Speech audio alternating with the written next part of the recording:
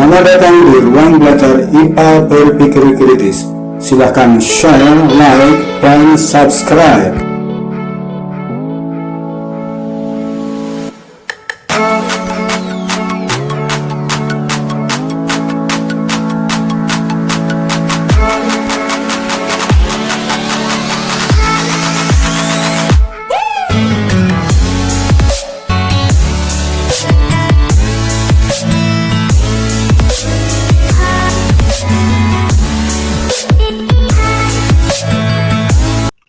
Assalamualaikum warahmatullahi wabarakatuh.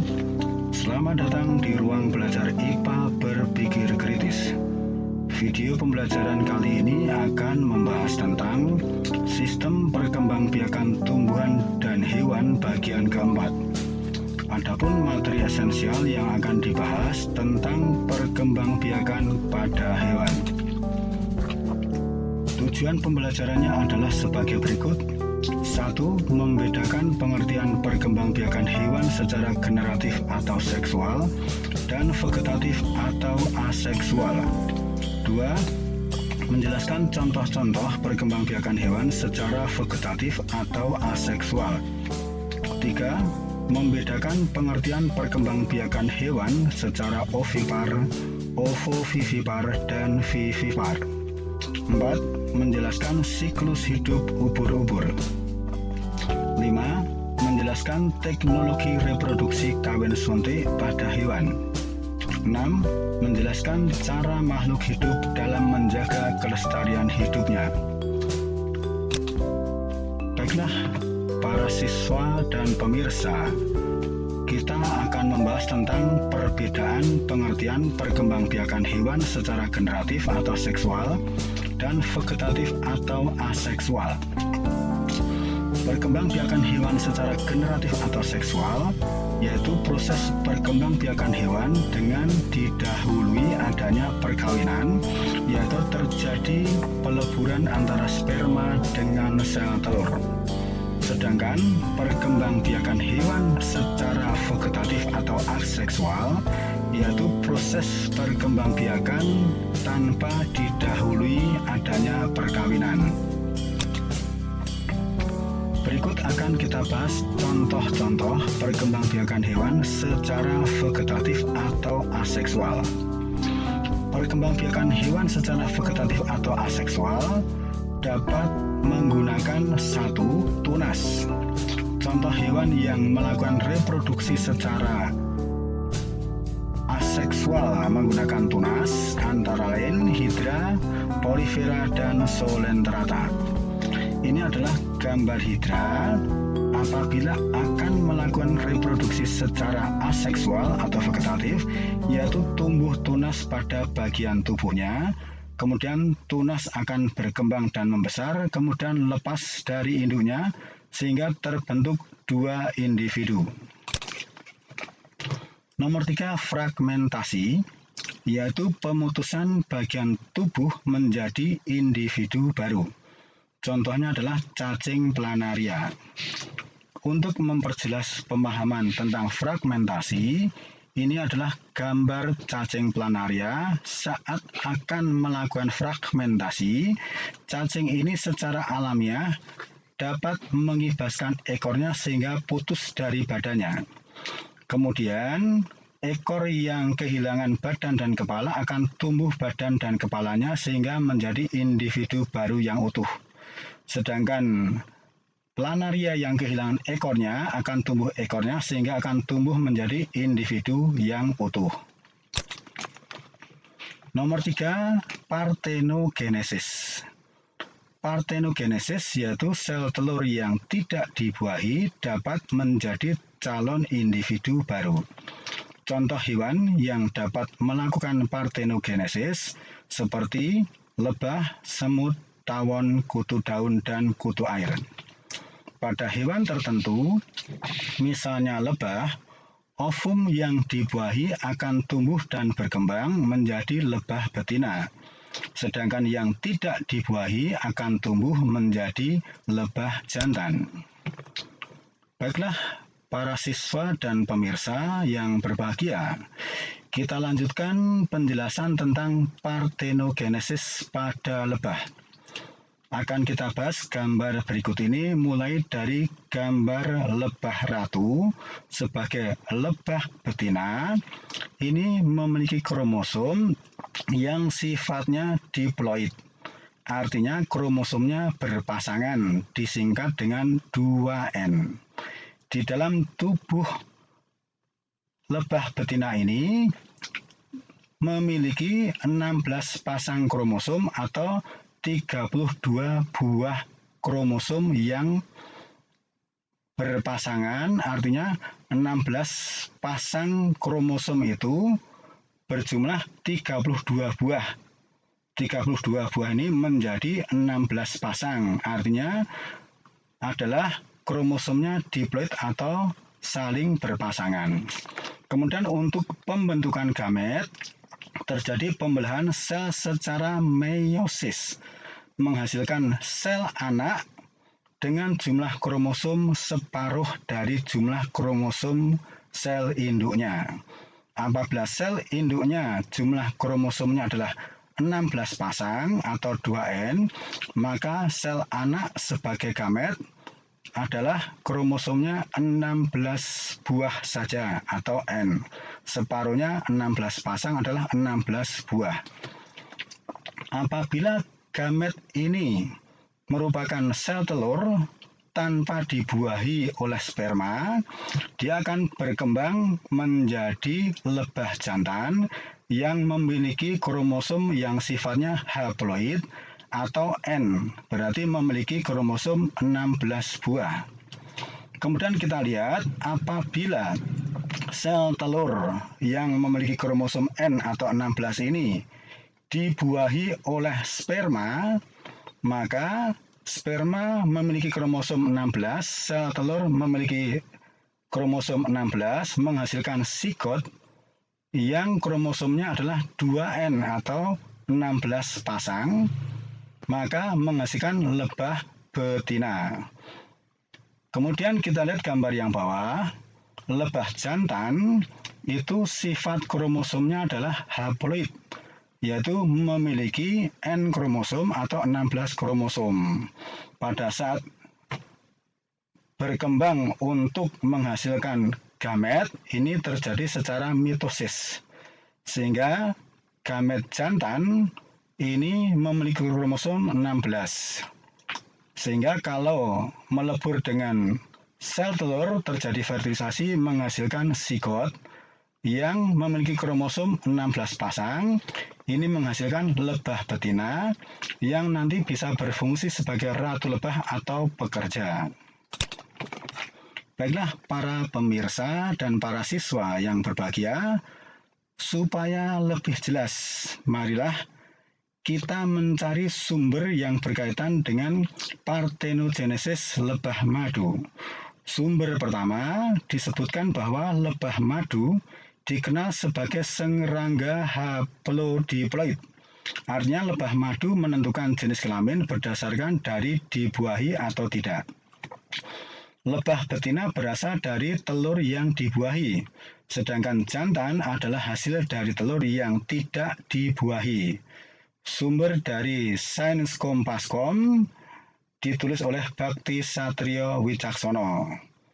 Dari uraian sumber ini bisa disimpulkan bahwa lebah jantan bersifat haploid memiliki 16 kromosom, sedangkan lebah betina yang berfungsi sebagai ratu lebah dan pekerja merupakan hasil dari sel telur yang dibuahi, sehingga masing-masing menghasilkan kromosom yang sifatnya diploid atau 2N, yaitu memiliki 16 pasang kromosom atau 32 buah kromosom. Sumber yang kedua disebutkan bahwa pada serangga ordo Hymenoptera atau lebah madu dan semut, penentuan jenis kelamin tidak berhubungan dengan kromosom kelamin. hewan jantan terjadi karena partenogenesis, yaitu terbentuknya makhluk hidup dari sel telur tanpa didahului pembuahan. Hewan jantan bersifat haploid atau N, memiliki 16 kromosom. Sedangkan hewan betina yang berfungsi sebagai ratu lebah dan bekerja merupakan hasil dari sel telur yang dibuahi, sehingga menghasilkan sigot atau individu yang memiliki kromosom 16 pasang atau bersifat diploid. 16 pasang diartikan 32 buah, ini adalah 16 pasang. Karena perbedaan tempat dan makanan, maka lebah ratu bersifat fertil atau subur dan lebah pekerja bersifat steril. Ini sumbernya dari www.slideshare.net. Baiklah, para siswa dan pemirsa yang berbahagia, masih tetap semangat. Kita melanjutkan membahas tentang perbedaan pengertian perkembangbiakan hewan secara ovipar, ovovivipar, dan vivipar. Untuk membahas masalah itu, harus diingat kembali tentang pengertian fertilisasi. Jadi fertilisasi adalah peleburan antara gamet jantan atau sperma dengan gamet betina atau sel telur.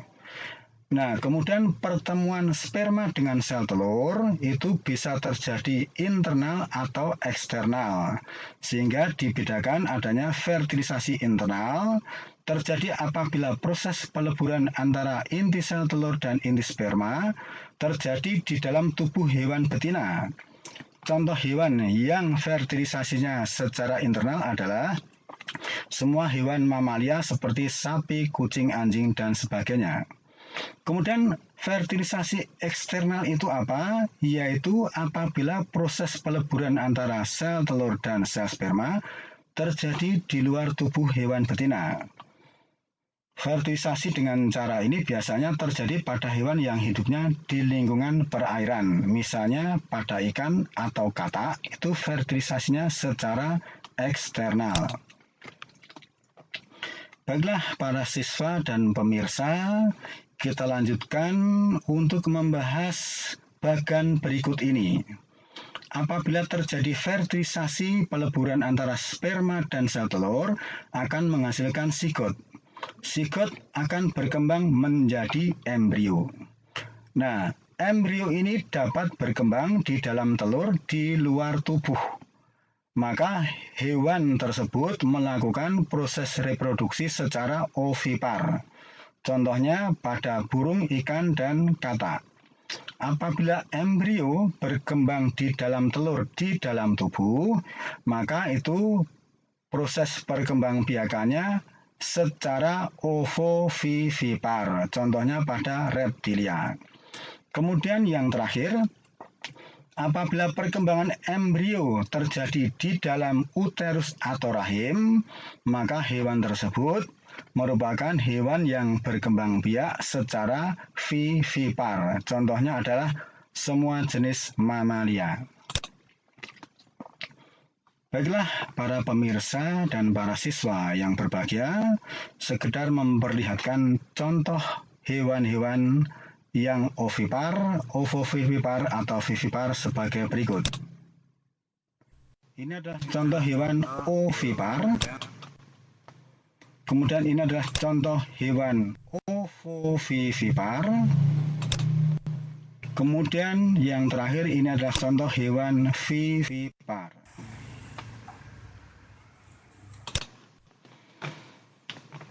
Baiklah para siswa dan pemirsa yang berbahagia, kita melanjutkan membahas tentang siklus hidup ubur-ubur. Siklus hidup ubur-ubur itu mengalami metagenesis atau pergiliran keturunan, yang artinya dalam satu siklus hidup mengalami reproduksi secara seksual dan aseksual secara bergantian. Marilah kita simak gambar berikut ini. Ubur-ubur dewasa yang bersifat medusa atau berenang ini bisa menghasilkan sel telur atau sperma. Sehingga apabila terjadi peleburan sperma dengan sel telur, ini menghasilkan sigot. Kemudian sigot berkembang menjadi larva yang berenang bebas, kemudian menempel, membentuk skifistoma. Skifistoma ini akan membentuk polip. Nah, bentuk polip ini yang sudah dewasa akan lepas membentuk evira dan menjadi medusa. Dengan demikian, dalam satu siklus hidup ubur-ubur terjadi proses reproduksi secara seksual dari peleburan sperma dan sel telur di sini. Kemudian siklus berikutnya secara aseksual, yaitu pelepasan polip menjadi evira dan medusa. Para siswa dan pemirsa, berikutnya kita akan membahas teknologi reproduksi kawin suntik pada hewan. Pada gambar dicontohkan yaitu kawin suntik pada sapi. Bagaimana caranya? Yaitu proses memasukkan cairan sperma atau semen dari sapi jantan yang unggul dikawinkan dengan sapi betina biasa. Melalui saluran reproduksi sapi betina tersebut, diisikan semen menggunakan bantuan seperti alat suntik. Sehingga semen dimasukkan ke dalam saluran reproduksi betina ini menggunakan alat suntik. Yang terakhir kita membahas tentang bagaimana cara makhluk hidup dalam menjaga kelestarian hidupnya. Semua makhluk hidup, baik hewan maupun tumbuhan, selalu untuk berusaha survive atau tetap lestari di alam ini. Caranya bagaimana? Yaitu makhluk hidup tersebut bisa melakukan 3 hal, yaitu adaptasi, reproduksi, dan seleksi alam. Untuk masalah adaptasi atau penyesuaian diri terhadap lingkungan, makhluk hidup bisa mengalami adaptasi secara morfologi apabila bentuk organ tubuhnya disesuaikan dengan lingkungannya. Sebagai contoh, apabila ikan berada di air, maka untuk menyesuaikan hidupnya di air, memiliki sirip yang cocok untuk bergerak di dalam air, yaitu dengan berenang.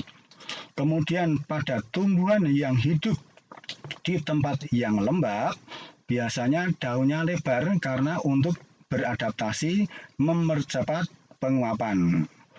Sebaliknya, tumbuhan yang hidup di daerah kering, daunnya sangat kecil, contohnya kaktus, bahkan daunnya mirip dengan duri, itu adalah untuk menghambat penguapan air karena lingkungannya kurang air.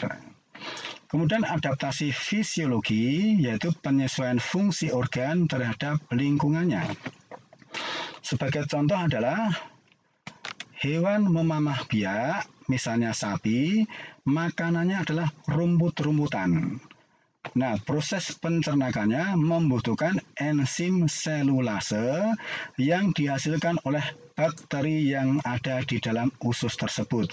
Sehingga fungsi organ pencernakan pada sapi tersebut merupakan adaptasi fisiologi untuk menyesuaikan diri dengan lingkungan, yaitu makanannya. Contoh yang lain, orang-orang yang tinggal di daerah pegunungan memiliki sel darah merah lebih banyak daripada orang-orang yang tinggal di daerah pantai. Mengapa? Karena orang-orang yang tinggal di daerah pegunungan itu memiliki lingkungan yang jumlah oksigennya sedikit, sehingga secara fisiologi memiliki sel darah merah lebih banyak. Kemudian adaptasi tingkah laku, yaitu hewan atau tumbuhan itu menyesuaikan diri dengan lingkungannya dengan tingkah lakunya. Misalnya, lumba-lumba seharusnya alat pernapasannya adalah paru-paru, tetapi hidupnya di dalam air. Maka lumba-lumba akan mempunyai perilaku untuk loncat ke atas air di dalam mengambil oksigen untuk bernafas.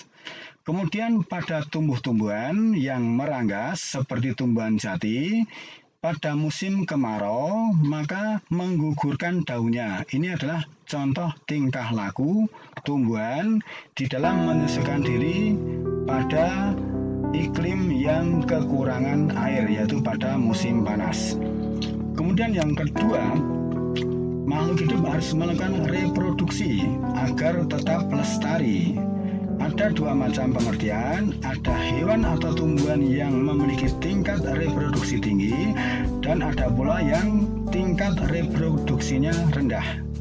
Tingkat reproduksi tinggi apabila dalam satu periode reproduksi yang singkat menghasilkan banyak anak. Misalnya semut itu tingkat reproduksinya sangat tinggi. Sedangkan tingkat reproduksi rendah apabila dalam satu periode reproduksi jumlah anak yang dihasilkan sedikit. Misalnya gajah, itu periode waktu reproduksinya lama dan jumlah anak yang dihasilkan hanya sedikit. Kemudian yang ketiga, proses seleksi alam. Semua makhluk hidup harus mampu lolos dari seleksi alam. Misalnya kondisi iklim yang sangat ekstrim terjadi, musim kemarau sangat panjang, maka tumbuhan atau hewan akan melakukan adaptasi agar lolos dari seleksi alam tersebut. Seperti tumbuhan jati meranggas menggugurkan daunnya, atau jenis reptilia melakukan estivasi. Kemudian pada musim dingin beruang melakukan hibernasi supaya lolos dari perubahan alam. Nah, dengan demikian bisa disimpulkan bahwa cara makhluk hidup dalam menjaga kelestarian hidupnya adalah harus bisa beradaptasi, melakukan reproduksi, yaitu reproduksi dengan tingkat reproduksi tinggi akan lebih mampu melestarikan hidupnya daripada yang tingkat reproduksinya rendah. Kemudian makhluk hidup harus lolos dari seleksi alam. Demikianlah para siswa dan pemirsa yang berbahagia, materi sudah kita bahas bersama-sama. Mudah-mudahan bisa jelas. Apabila kurang jelas, bisa membaca buku atau bertanya kepada guru kalian masing-masing atau belajar mandiri dengan searching informasi dari internet dan sebagainya. Sekian, sampai jumpa dengan video-video pembelajaran lainnya. Assalamualaikum warahmatullahi wabarakatuh.